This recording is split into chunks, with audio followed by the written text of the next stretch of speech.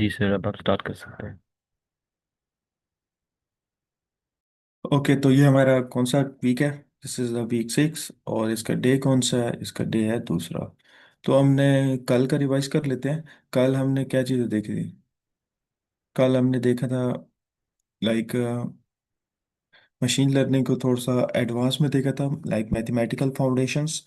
और उसमें हमने देखे थे like what is the ordinary R square, what is the like hypothesis testing, model comparison using cross validation, bagging boosting technique, lasso regressions, principal computer analysis, and also the like bias variance trade-off, what's meant by this, and how to like make sure that the model is not underfitting or overfitting. In today's lecture, we are going to discuss uh, the evaluation matrices for machine and deep learning.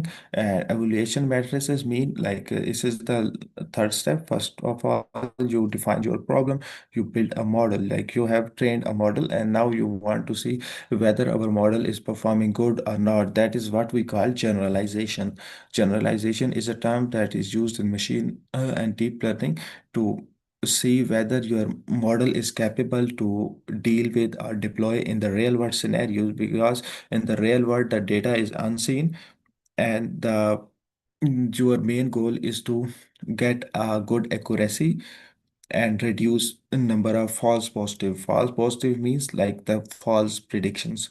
So if model that fits training data perfectly but fail or new data is useless in production. What does this mean? This means that you train a model, you use resources, and then at the end, when do you deploy a model, it is not giving you good predictions. It is not giving you accurate predictions. That is what we called my model is useless.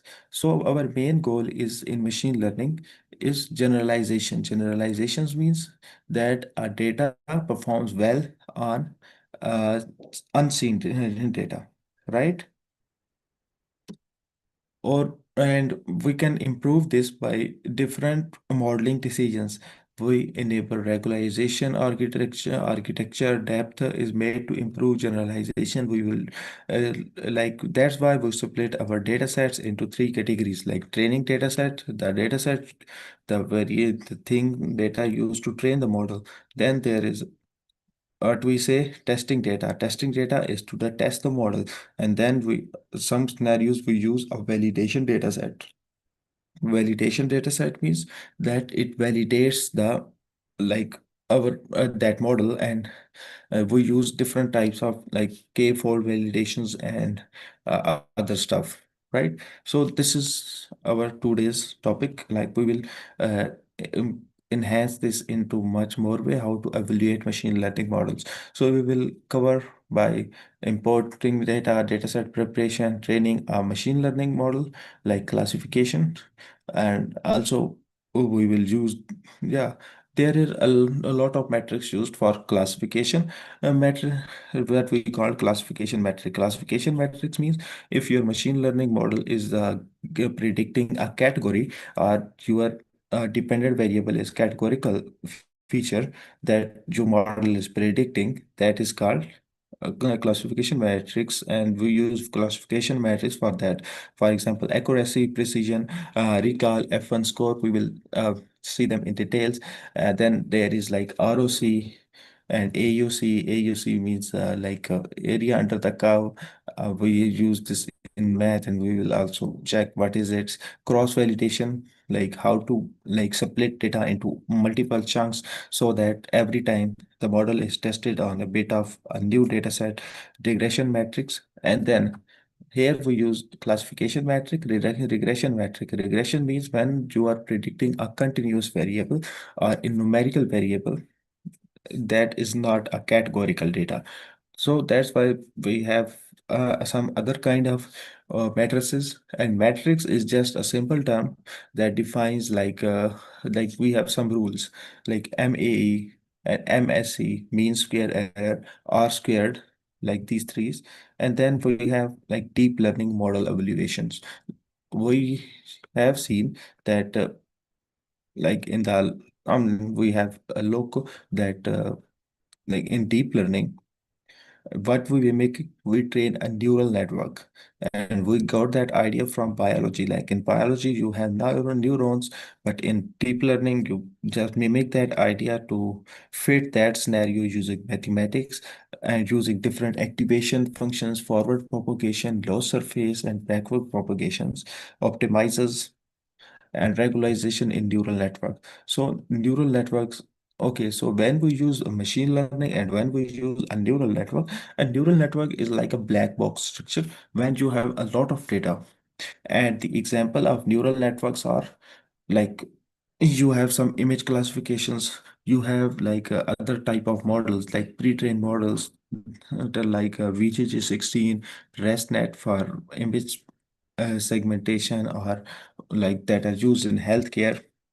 And also you have other thing, for example, the large language models. Large language models are what they say, the name suggests that large language models, they are trained on a text data, and they are designed to answer the user prompts. But we are not sure where the data is getting from. So this is kind of a black box situation. We got it here. And okay, and this is what we have done so far. So just take a quick look and then move toward our model evaluation topic. And so, but in computer sciences, we we can't say that this is a just single neuron, but we can translate that scenario using mathematics. Like a single neuron computes, and then with this mathematical equation, and what it is, like what is x? X is this element of Rn is the input factor. And we have seen that in our linear algebra class that what the notations are, how to use them. This is a weights vector, one weight per input. B, here the B is the bias term, shifts the activation threshold, and there are some variables that for example, they changes their value, like they update their values like after few iterations. C is a pre-activation, also called a logit, like this one. F is the activation function, non-linear, and A is the output activation. And the bias time, the bias allows the neuron to fire even when all inputs are zero, and shifts the decision boundary away from the original bias. Every decision boundary must pass through the origin, a severe geometric restriction. Okay, and we can see this. Let me. Okay.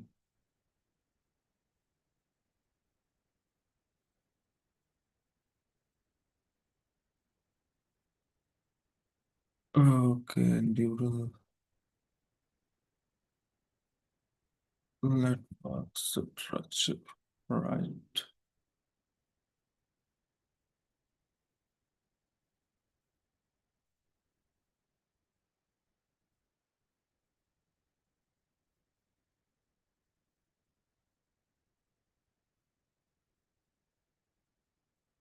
So we'll look toward a simple example that translate this equation into a visual formats. So look, here it is. Like the neurons, their weights, the bias, the summation, and this is the activation function, and this is output. And yeah, this is a new stuff for us, like activation function. We will look at here in our upcoming stuff. So this is like, okay, from one neuron to another neuron, wide depth, decomposition, like wide depth, like depth means like we have with these multiples, like hidden layers. The hidden like layer one, layer two, three, and like up to a network with multiple layer computes a composition of function, and that composition of function looks like this is for equation for that depth allows the network to build increasingly abstract representations, and critical insight about depth is exponentially more efficient than width. A function that requires 2n neurons to represent a single hidden layer can be represented with O(n) neurons and O(n) Layers. Depth allows reuse of computed sub-expressions, the same features detected. Okay, so this is stuff. And this is like stuff. And now today we will look the information that we will got from here, like the end model, how to evaluate that model using like deep learning evaluation. Overfitting versus underfitting scenario. Like we often our model falls into these two scenarios, overfitting, underfitting. Overfitting means that the model is performing very good on our training data, but when we test it on our testing data, the performance drops. And the underfitting means your model is not performing good on training data. Also, the performance of the model is not good on unseen data. Okay, how to spot it? Putting it all together, best practice, then okay. So this is our stuff, like we will using it from day one. Okay, so these are the libraries like we covered in week one, and throughout the week we have covered them. The two new ones are like TensorFlow and Keras. Like now these tools are same part for building and evaluating deep learning models like TensorFlows and Kera. Okay, and they have their different modules.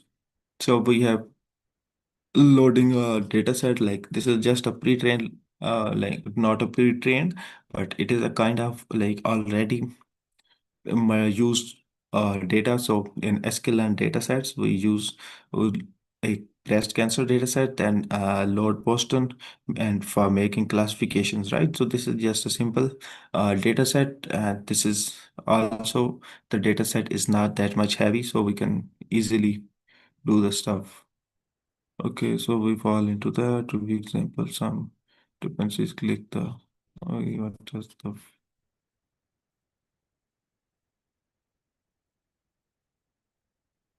so some modules are not installed. We'll check it here.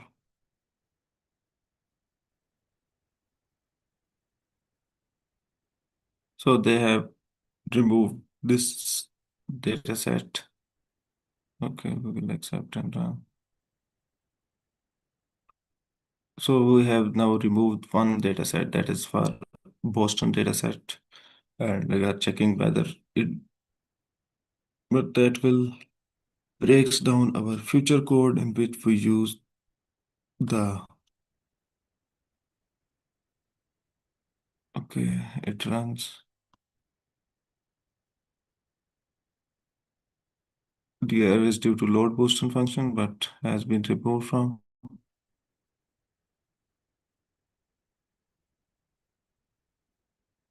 Okay, so these are the stuff.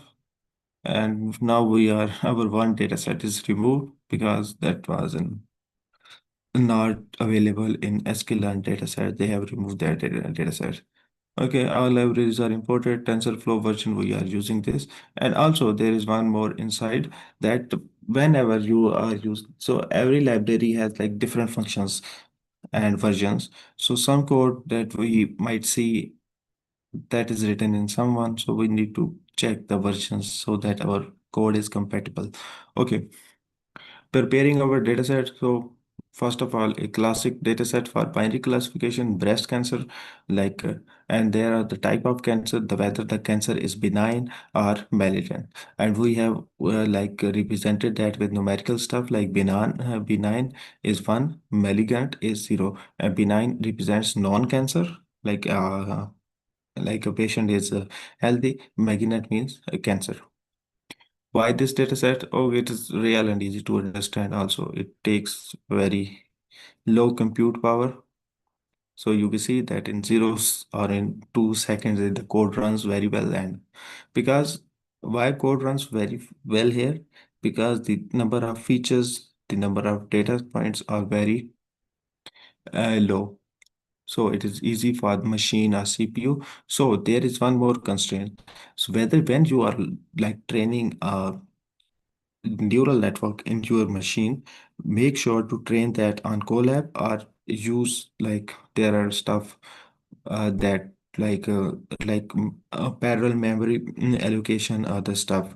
Do not train a heavy model on your local machine unless the machine is very good, unless that will harm your machine. So this is class distribution. And what is meant by class distribution? Class distribution means that the categories that you are predicting, whether they are like have an equal representation in the data set, whether the data split is equal, right? So here we can say that the benign and malignant. So what is benign and malignant?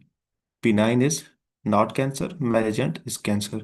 So we have 212 entries that are cancerous entries like malignant, and 357 entries that are benign, like a healthy one, right? We again double check. The one is healthy, zero represent cancer. And why we did this zero and one? Why because this is called some kind of encoding techniques so that the model learns it very well. And similarly, the distribution they can they this is a pie chart. They simply translate this into a percentage. Those 37.3% represent the patients that have cancer, and 62.7% are the patients that are healthy, like benign ones. Okay, okay, and these are also stuff like okay, so one more stuff.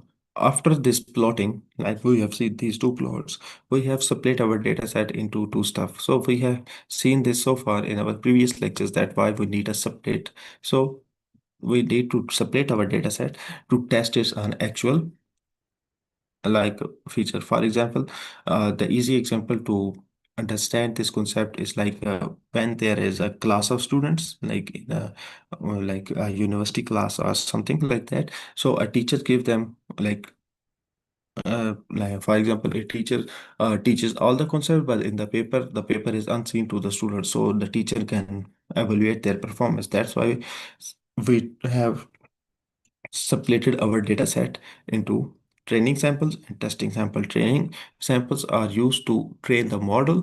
Testing samples are used to test the model, right? So this is just, yeah. Does my model actually learn, or did it just memorize the training data? So that's why we use this.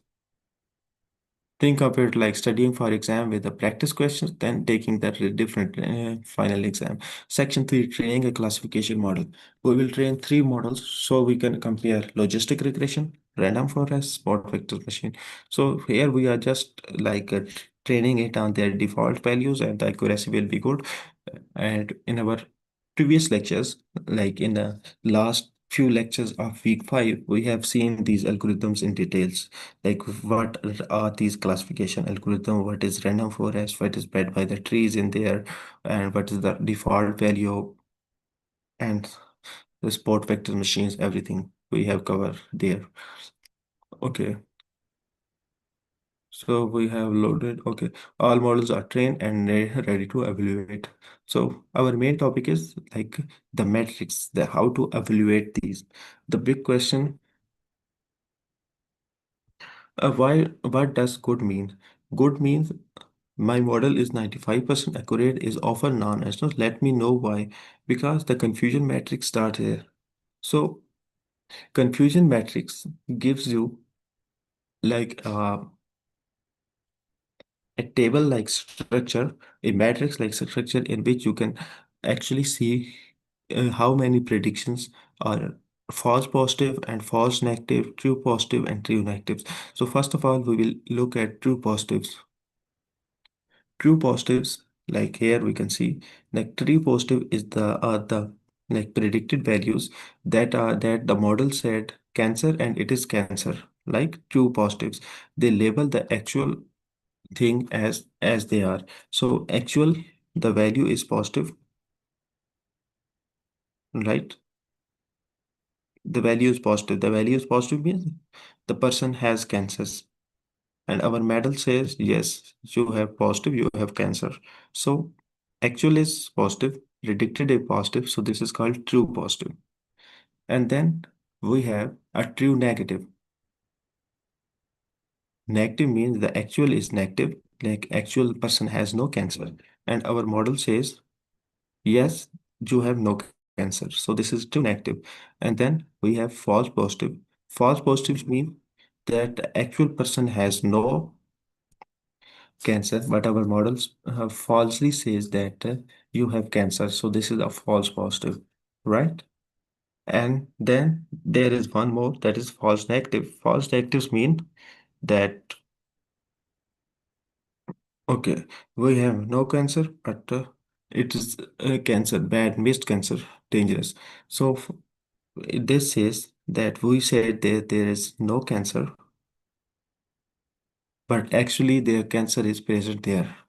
So this is the stuff for that, like accuracy. We compute it from this formula, like adding true positive, true negative, and divided by adding whole for stuff. And then precision recall F1 score. And we evaluate the all metrics like F1 with how they are. So here is the model comparison. Okay, so the accuracy, the highest accuracy is for, okay, logistic regression, and SVMs have the highest accuracy. Okay, and logistic regression. So this is accuracy, precision, recall, and F1 score. And this is the model comparison, right, throughout. So logistic and SVM are remain consistently higher accuracies than a random forest. Wow, we plot confusion matrix. So this is a confusion matrix for them. Like here you can see that what is number of true positive, what is number of like false negatives, what is number of they. So this 71 is true positive, this is true negative. So it means that the model accurately predicts 71 values as benign, 41 values at malignant. And similarly, the same concept applies here. Full classification report, malignant, benign, accuracy, and the macro average and weighted average is given. Then we will move toward ROC curve and AUC curve. ROC means receiver operating characteristics, and it shows the trade-off between true positive rate and false positive rate. How many real positive did we catch, and how many negatives did we wrongly call positive? And why it what it is when this is ROC receiving operating curve. AOC is area under the ROC curve, and the closer the ROC curve hugs the top left corner, the better the model is. And these are like its threshold values. One perfect model, excellent for 9, and zero point 0.5 is random guessing, and less than zero point 0.5 worse than random.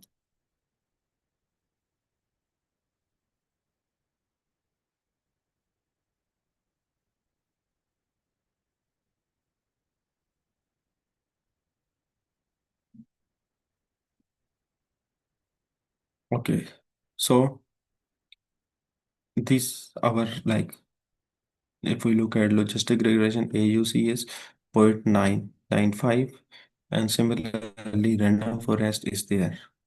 And the central line is a random guessing if our AUC is 5. So this is like a very well-trained model. Cross-validation is a single trained test subject can be lucky or unlucky. Maybe you happen to get easy test samples, or hard cross-validation shows that by splitting data into k equal parts, like into k equal groups, training on k one fold, testing on one remaining fold, repeating k times, each fold gets a turn as the test set, averaging the score, much more reliable estimate. Okay, so now you will see like if we have K like 5K fold validation, like 5-fold cross validation, fold one will be have this like testing, training, training, training, then training, testing, and in this way, final score average of all 5 scores, and we can see that in practice.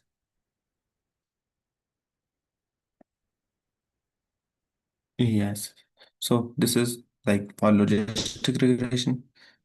And then we have a mean for F1. Standard deviation, lower is more stable. Is the subset is not that very wide. A random forest, similarly for sport vectors machine.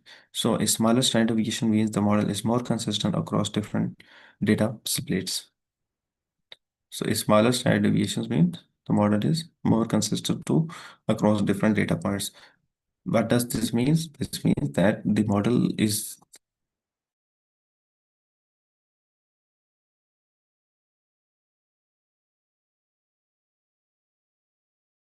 actually a generalized models.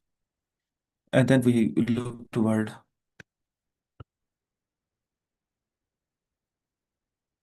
regression models. So far, we have been seeing classification, predicting a category. Now we look at regression, predicting a number, e.g., house prices, or any other like Bitcoin value or stuff like that. The three most common regression metrics: mean absolute error, mean squared error, root mean square, and these are their equations. And we have seen them in our previous lectures, like how to read them, what every notation means, which thing represent what stuff. Okay. And mean absolute error, average error in original unit, easy to understand. Mean square error penalizes large errors more heavily, like MSE, but the original units, like you took the square root of this stuff. If you get MSE, you took the square root of that value, you will get RMSE. R square is how much variance did the model explain? One perfect, zero baseline. For example, R2.5 means the model explained 85% of variability in the data. And like we create a synthetic data. Synthetic data means the data that artificially generated but mimics the real world characteristics. So our actual versus predicted values, perfect fit, actual values, residual plots, random subset code, and predicted value. So this is a perfect fit. That in this is the regression model that okay. Uh, Now we will move toward our deep learning model evaluations. Deep learning mean neural network have their own evaluation workflow and key concepts specific to deep learning. So we have seen them in our here in our previous lectures, that what is the average notations mean, what is meant by entropy, what is meant by epsilon, etc. So हमारे पास epoch is one full pass through the training data. So we use different number of epochs. More epochs mean like the training is the more iteration on the training data, more learning. Loss is mean how wrong the model is. We want this to go down. Validation loss on data the model has never seen should track training loss. Training plotting loss accuracy over epochs to see learning progress. Okay, we are using this TensorFlow. We this is like the alias for TensorFlow. So this is the model summaries. We are using a sequential model, dense and layer type dense, output shape, and this number of parameters, batch normalization, dropout, first dense, then dropout, and then dense two, and total parameters like 4,353 trainable parameters, 4,225. So non-trainable parameters are 123. Okay, so we will train this and we will see what happened. So validation sublet is 0.2 means choose 20% of training data for validation, and epochs is equal to 80. Okay, so हमारे we will go to final training accuracy 0.99, validation accuracy 997. So why there is different in this? Because validation uses a different like folds of like different data and then average that. So average is also pretty good. Now we will see this visually. So we can see that our training loss decreases as the number of epochs increases. So this is what as expected, because in initial epochs, like first iteration, the loss is very high. Then as the epochs passes, like as the number of epochs increases, we can see 10, 20, 30, up to 80. That is our final number. The validation loss and training loss decreases and our model stabilizes. Similarly, on the other hand, if we look at the accuracy over epochs, so we can see that our model start learning, improving its accuracy just after a couple of like 3 to 4 epochs. Training accuracy, validation accuracy, and there came a point when the training accuracy and validation accuracy not goes beyond that much because it is already in that scenario like greater than 0.97%, close to 100% accuracy. And now we are evaluating the model. Evaluating the model means whether this is even applicable into unseen data. So precision is this for malignant, benign, and similarly the weighted area. Now we will look at concepts. So our model performs very well. The classification report shows that it has a very less test loss. The test accuracy is excellent. F1 score. Then there is a EUC score, and we have seen this so far. Like what is overfitting, underfitting, and we have like covered that stuff. Like training accuracy is 75, accuracy 95, okay. So we have like triple just gaps. Training accuracy is equal, no, test accuracy both are high. The sweet spot, like the model performs well on both your training data and unseen data, that is test data. Demonstrate overfitting with a, okay, let's see that, and we can like how to define these concepts in neural networks. Meanwhile, if someone has their question, they can raise their hand or ask.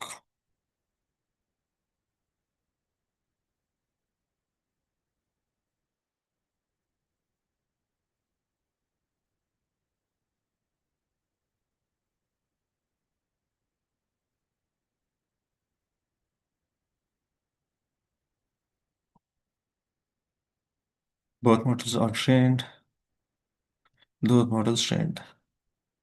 And now we can see that overfitting versus good fitting, bad overfitting model, validation loss rises, and model is memorizing the stuff.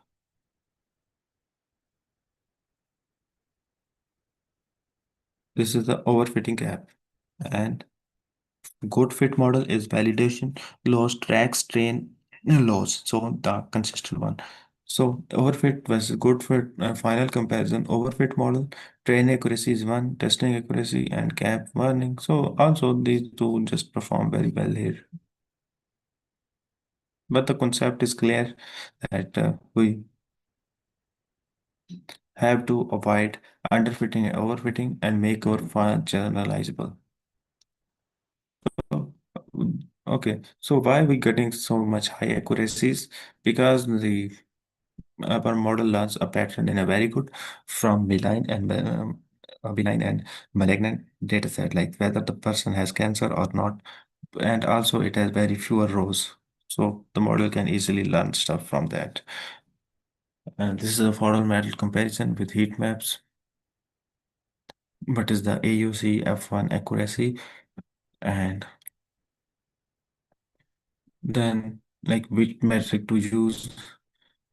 Balanced classes, general purpose accuracy, and imbalanced classes for raw disease, we use precision, regal, F1 score, and imbalance means that one class is underrepresented and one class has more rows.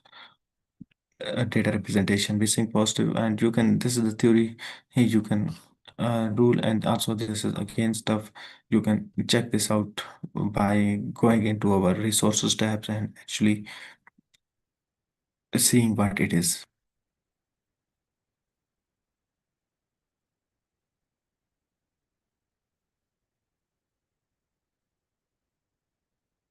Okay sir Wasim, अभी आप live stream कोई question है तो वो ले सकते हैं, नहीं तो you can and the live stream. ठीक है सर।